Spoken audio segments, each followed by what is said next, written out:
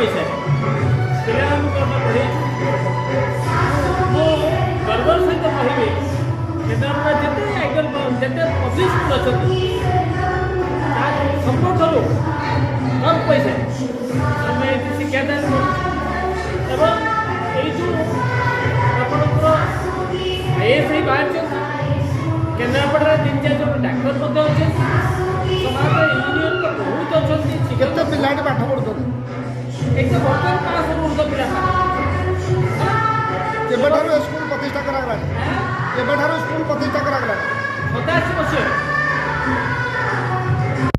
ଏବଂ ଆମର ଏଇଟା ହେଉଛି ଭଡ଼ା ଆପଣ 3 ମହଲା ବିଲ୍ଡିଂ ସେପଟେ 1000 ଉଚ୍ଚା ଦୁଇଟା ଜାଗାରେ ମଧ୍ୟ ପାଠପଢ଼ା ଚାଲୁଛି।